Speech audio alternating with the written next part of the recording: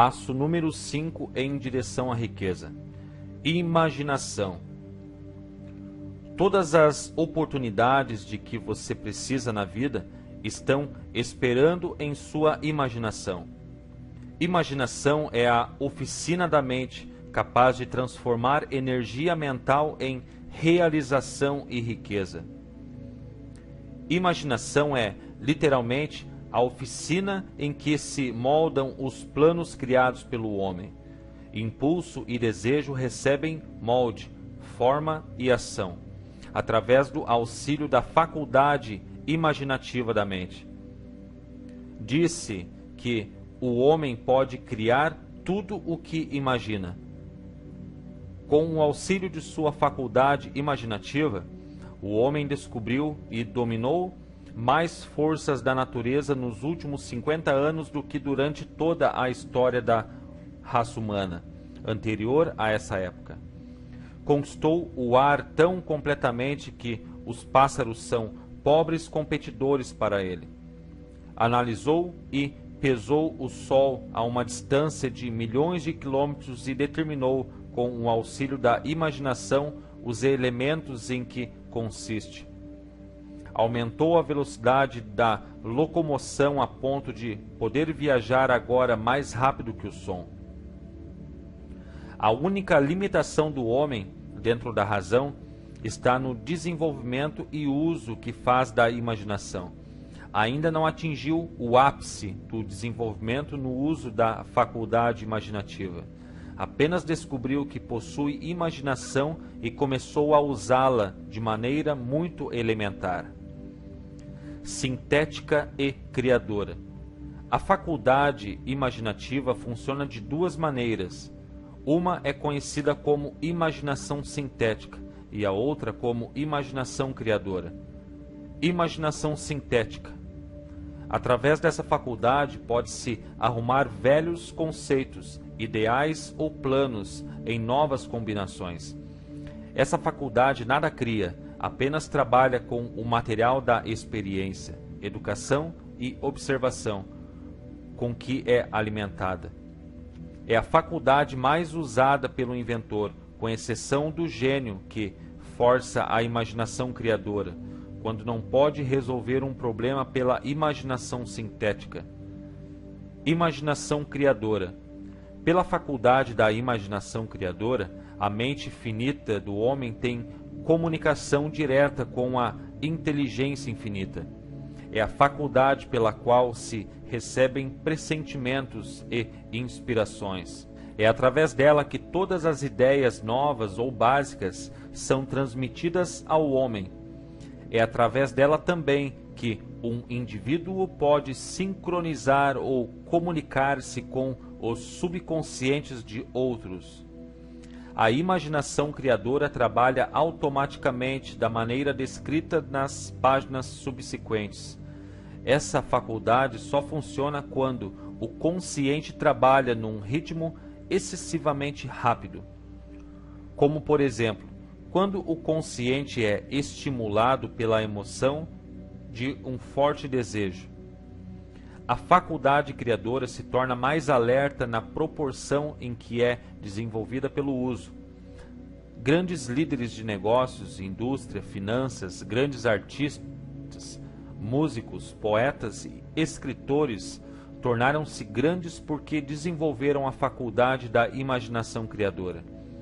Tanto as faculdades da imaginação sintética como a criadora tornam-se mais alertas com o uso, do mesmo modo que qualquer músculo ou órgão do corpo se desenvolve através do uso. O desejo é apenas um pensamento, um impulso, é nebuloso e efêmero, é abstrato e sem valor, enquanto não se transformar em seu equivalente físico.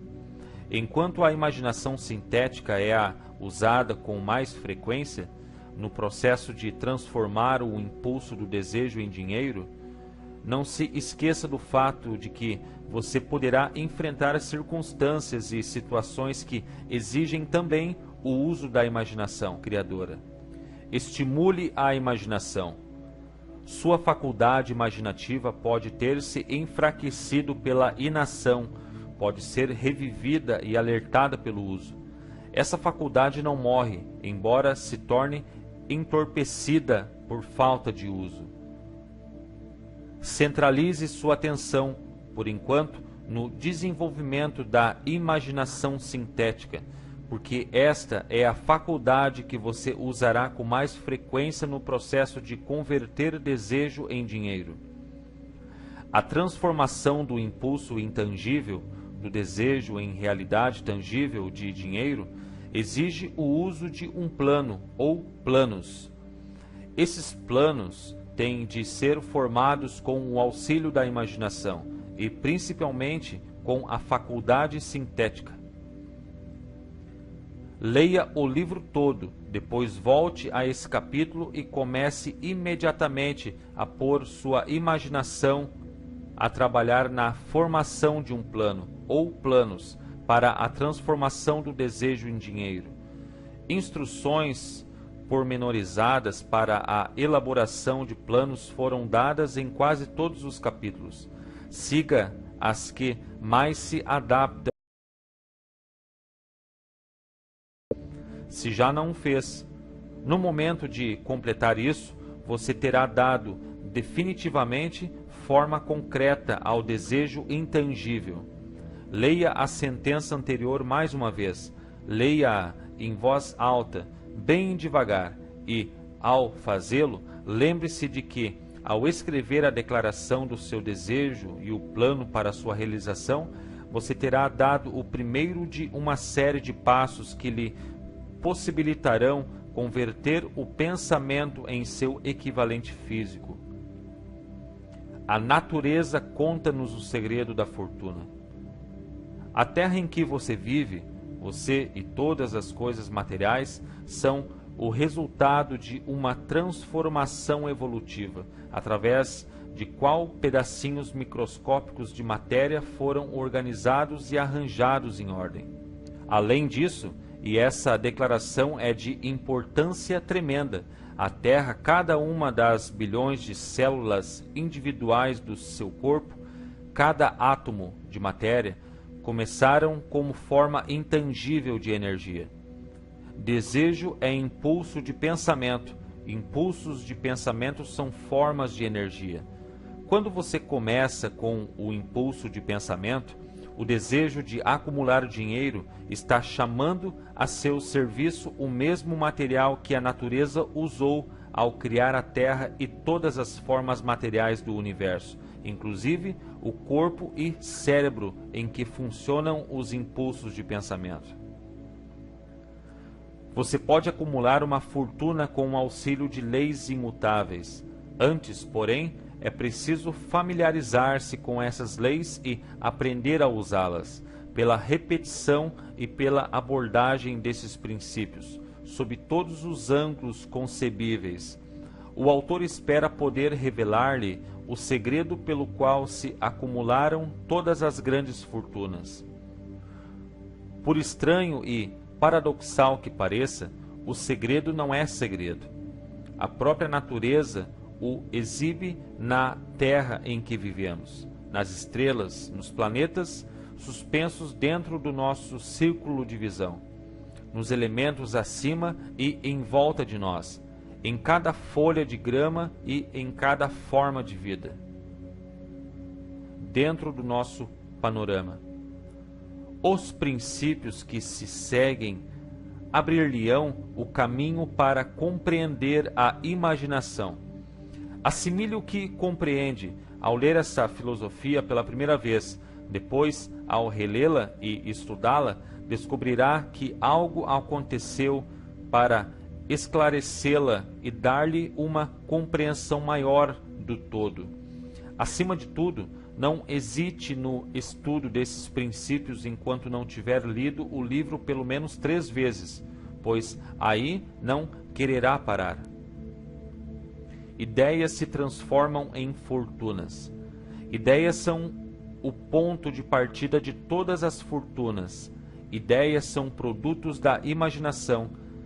Examinemos algumas ideias conhecidas que produzirão vastas fortunas, com a esperança de que esses exemplos tragam informações definidas, concernentes a um método pelo qual a imaginação pode ser usada na acumulação de riquezas.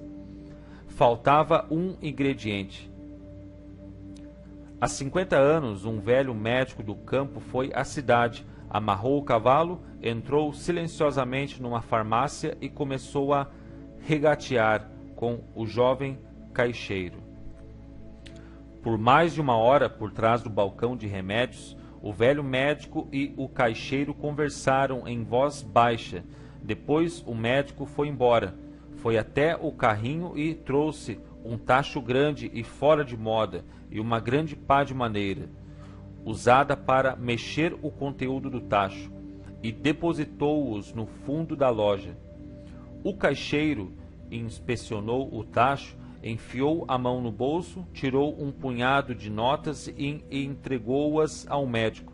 O punhado de notas continha exatamente $500, toda a economia do caixeiro.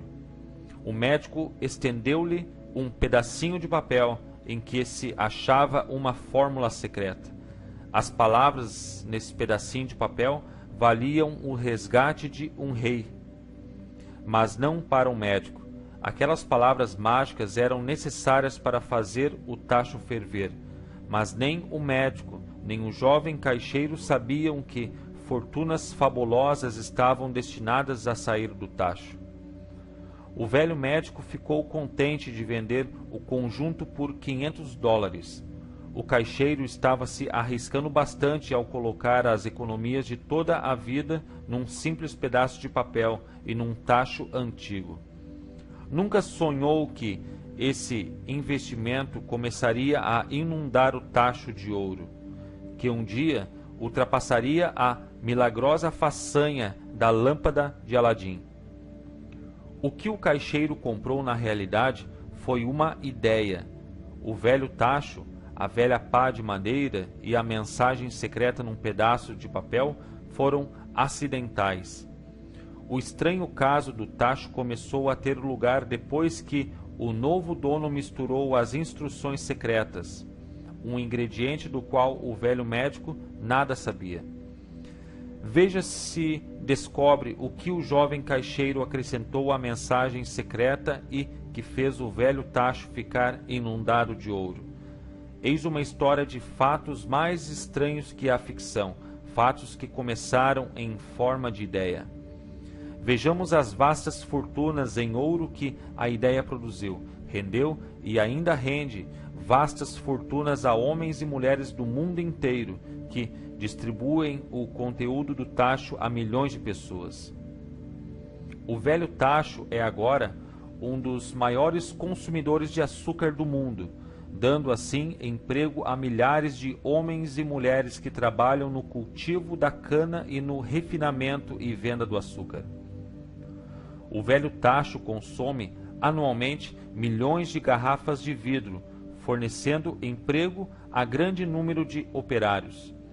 O velho tacho emprega um exército de funcionários, taquígrafos, copiadores, peritos em propaganda em toda a nação.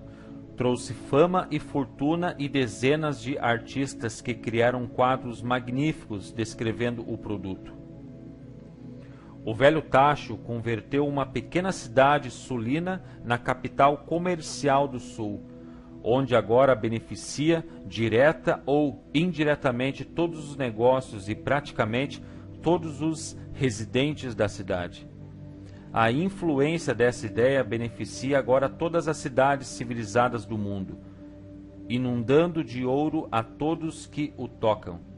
O ouro do tacho construiu e mantém uma das universidades mais importantes do sul, onde milhares de jovens recebem a instrução essencial ao sucesso.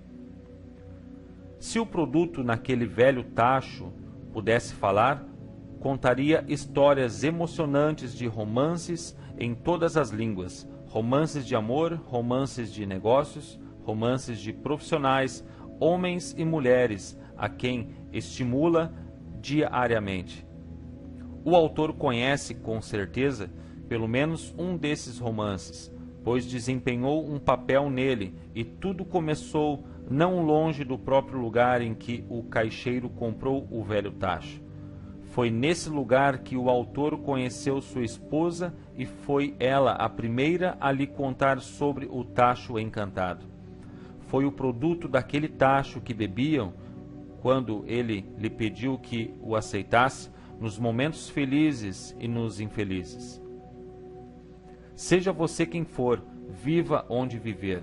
Seja qual for sua ocupação, lembre-se apenas no futuro, todas as vezes que vir as palavras Coca-Cola, que seu grande império de riquezas e influência nasceu de uma única ideia, e que o misterioso ingrediente que o caixeiro Asa Candler misturou à fórmula secreta era imaginação. Pare e pense nisso um momento. Lembre-se também que os passos em direção à riqueza, descritos neste livro, foram os meios pelos quais a influência da Coca-Cola se estendeu a todas as cidades, aldeias e encruzilhadas do mundo, e que qualquer ideia que você possa criar, tão sensata e meritória como a Coca-Cola, terá a possibilidade de duplicar o recorde desse matador de sede universal. Uma semana para ganhar $1 milhão.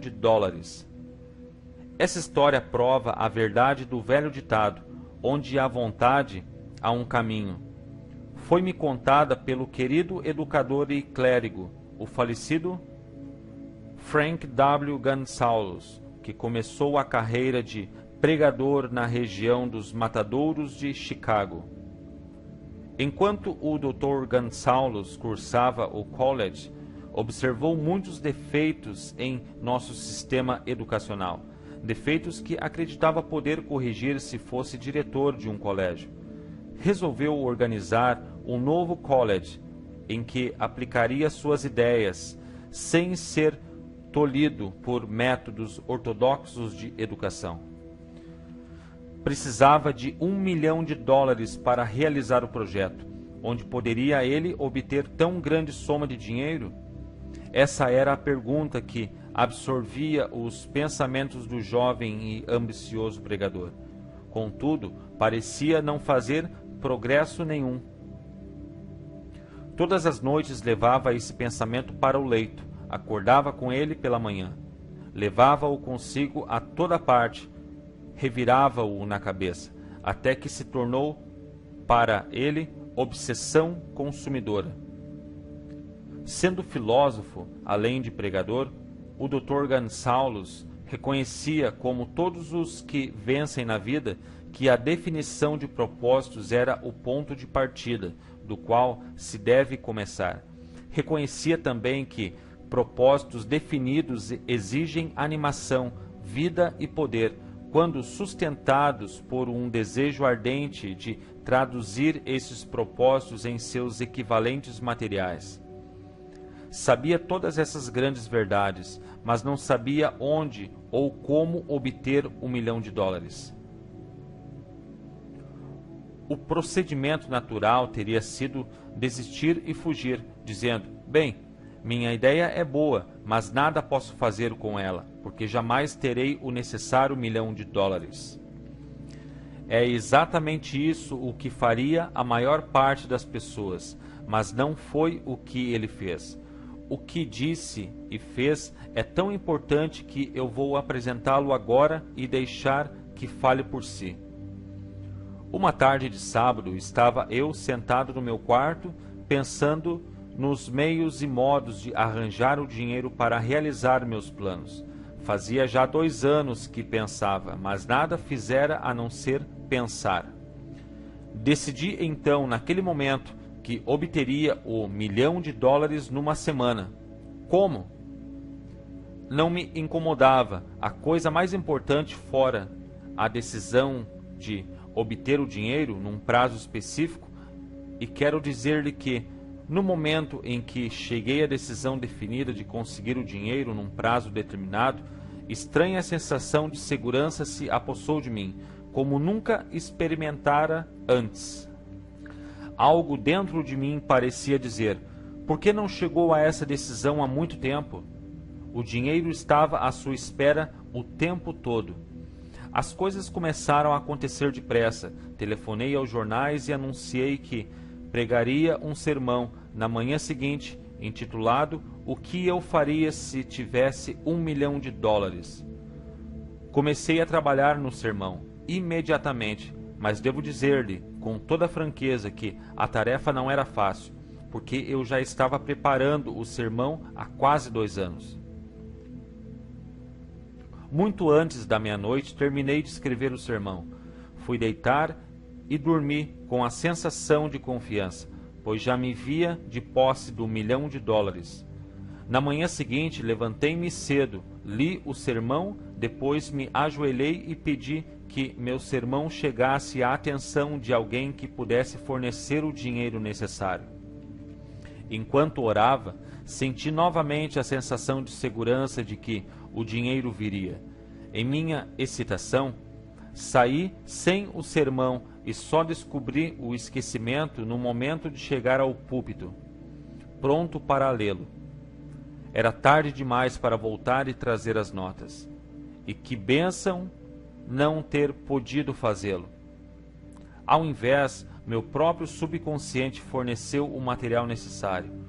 Quando me levantei para começar o sermão, fechei os olhos e falei de todo o coração e com toda a alma, dos meus sonhos. Não só falei ao auditório, como imagino também ter falado a Deus. Disse o que faria com $1 milhão se a soma me viesse ter às mãos.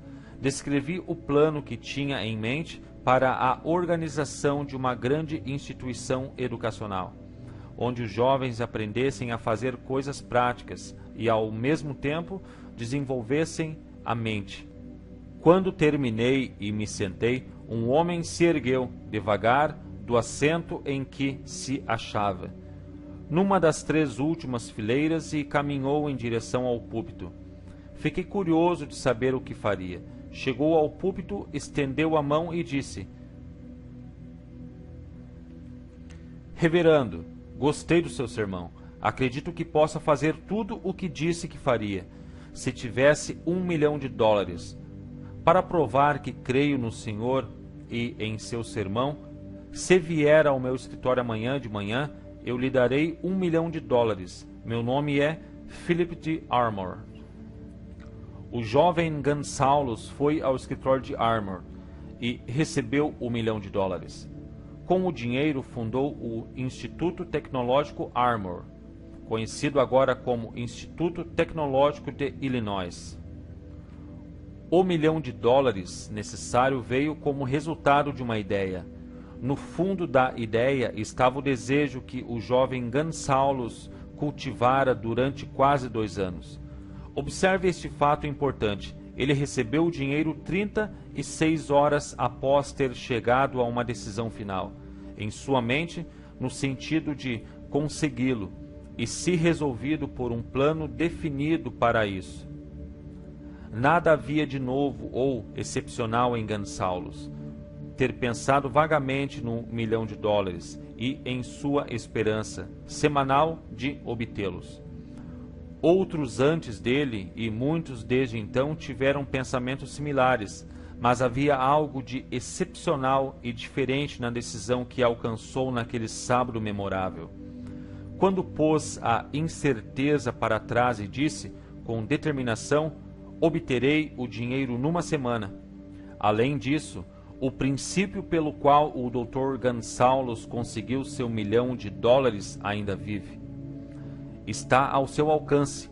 Essa lei universal é tão exequível hoje como o era quando o jovem pregador fez uso dela, com tanto sucesso. Propósito definido mais planos definidos. Observe que Asa Candler e o Dr. Frank Gonçalves tinham uma característica comum. Ambos conheciam a assombrosa verdade de que ideias podem ser transformadas em dinheiro pelo poder do propósito definido mais planos definidos.